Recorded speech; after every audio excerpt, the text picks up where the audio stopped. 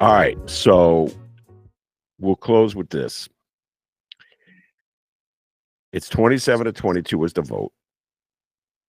And I don't know if he's actually vetoed it yet. I just can't remember. But Mayor Johnson says he will veto it, which means they will have to have they get an attempt to override his veto. I think it takes 34 aldermen to override Yep, it. you got to have 34 to make it veto proof. I don't think it's going to happen. But Yeah. I also I don't know if this is a hill to fall on. Out of all the shit you could have vetoed, this we vetoing. Well, Just want you listen. Let me say this. This is yeah. for Alderwoman Taylor and the constituents that I serve, because I get to hear it on both ends. I'm amazed at my ward's ability to weigh in, but I also think about what their logic is. Where is the plan to make sure those young people are safe? That's what I want to hear from him. That's what I want to hear from superintendent. That's what I want to hear from the departments and our sisters agency. Where is the safety for people who are visiting, but also our young people? Tell me that plan. That's what we could have done different. Mm. That's what I wanted to see happen. And I'll say that publicly. I'll say it to him. You know, I ain't scary. I'm going to say what they not going to say. Where is CTA in this conversation to say when that curfew is implemented, because we already have a curfew, us having buses ready to bus young people back to their communities or to areas that are away from downtown? Where is the programming to say, okay, these young people came downtown because they want something to do? Where is their access to those museums and the Shed Aquarium and places that they actually want to go? Where is the attempt to say those young people that we have working, let's take them on a tour and tell us what they want to see in communities that don't have those things? Let's spend our bond and TIF money in that way. Let's make sure that every ward in the city of Chicago has the basic things: grocery stores, spaces of entertainment. While you letting people come build on your downtown, make them spend their money in one of these communities that's been disinvested in, to say that they'll front the money or put up a portion of money to have something fun. Tell me where that plan is. Well, that plan doesn't exist because there is no will for it. It And is. Where there's a will, there's a way. And I've said it to the mayor's staff. I'll have the conversation with them. I'm saying it to my coworkers. What I will say is he's hired these amazing women that are in DPD and DOH, and in DCASE, who want to do those things. And so I'm working with them and building a blueprint for how we do those things. Because there are aldermen that wanted. Jason Irvin wants to remember he was the co-sponsor and he backed out because he saw the harm in it and said no.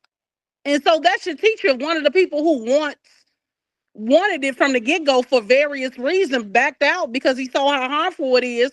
What is the problem with us all stepping back and say, hey, let's do what the city council is supposed to do and come up with a plan that creates some equity or something for every ward? so when you say it's you don't know if it's the hill to die on, you mean vetoing it and then Yes. And not having a plan.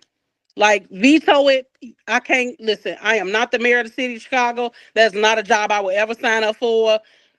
Hats off to people who do that shit, because it ain't hard. I only got 50,000 people. It's 50 wards with 50,000 people. So those are the amount of people that he got to convince that A, he is doing his job, and B, he's doing what's best for everybody. So I don't have that job. I'm not going to tell him what to do.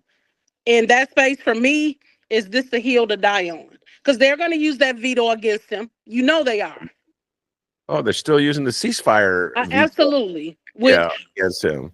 And I give him credit. I feel that's legislatively, this is me speaking, not Jeanette. Legislatively, that was his great victory. What he did in that moment, it's a symbolic vote. mhm. It's symbol. It doesn't like change anybody's life in any way here in the city of Chicago, Jeanette. You know that, I know it was a symbolic vote.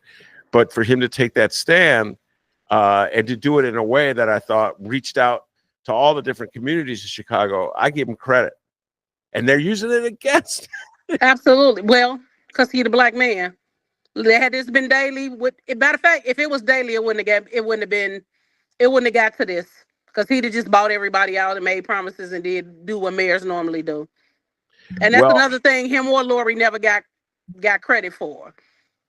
They ain't buying off Alderman. It's gonna be this way or it's gonna be that way, and let the chips fall where they may. But ain't no award for that. No, she said it to you. Oh, she did, but she did. Well, she said it to us all. Yeah. At the inauguration, and I was thinking, well, she ain't talking to me because I just got here. Shit, like who's she talking to? But she stood on her word. She wasn't she was a woman of her word when it came to it, and he's been that same person. And I think that's why some of the people who was there doing the Daily and Rahm administration hate him so much, because he's not gonna make promises, or he's not gonna. And I don't know that he's made promises. He ain't made now with Jeanette, but we just don't do that anymore. We make people do their jobs, and we figure it out. All right, so we'll close with this. You mentioned him, so I have to ask this question. Mayor Rahm says he wants to be President Rahm. I'm moving to Africa. Because there is nothing about that white man that tells me that he respects or loves or even understands the Black community. I'm moving to Africa. I'm 50. I'll turn 50 this year. I'll be 55 soon, which says that I'm a senior. I'm going to take my pension and I'm out. I'm gone. Enjoy. You're not even 50. I'll call you though. Okay, send me a card. All right, you can come visit. I'm like, send me a card. See, I don't like people. I don't like elected officials who won't stand 10 toes down. If you're a racist, be a racist. If you for us, be with us. But he do too much teeter-tattering for me, so it's a no. I'm a pass. And I'll pass the Governor Pritzker being a president too. I'll pass. I don't know.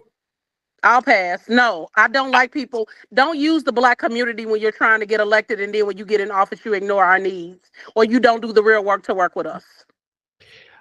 Is he? And I'll stand 10 toes down with what I said. Yeah, I don't know if Prince is going to run for president either anymore. I don't know any. You hear it? You can come on, Ben. You hear to talk just like I hear to talk. No, I hear to talk. We talk about it all the time. The joke of the show is I call him President Pritzker because he's already. It's like this country loves billionaires, Jeanette. People who don't understand what it's like to be hungry. I can't.